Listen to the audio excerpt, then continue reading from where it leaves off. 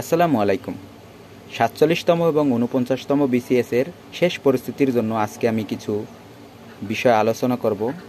আজকে আমি জিকে নিয়ে আলোচনা করব। দেখব যে জিকে কোন কোন অধ্যায়টি পড়লে শেষ মুহূর্তে আপনি আপনার প্রস্তুতিকে আরও সুন্দর করতে পারবেন। সেজন্য আমরা প্রথমেই আমি গত সপ্তাহে আসাদ সিরিজের অর্থাৎ এটাই প্রায় ২০ মাসের জিকে অর্থাৎ সাম্প্রতিক বিষয়গুলি আছে। এখানে সুন্দর করে সাজানো আছে জুলাই আন্দোলন থেকে শুরু করে doctor Mohammad Yunus, Gen Z সম্পর্কে সমস্ত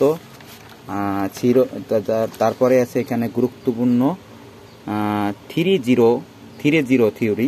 এখানে আপনারা পেয়ে যাবেন সাম্প্রতিকের বিষয়গুলি, যত বিষয়গুলি আছে সব পেয়ে যাবেন এই বইয়ের ভিতরে। মাত্র একেবারে ছোট, মাত্র ৮০ পেজ। সব পড়া লাগবে না আপনাদের জন্য। যেটা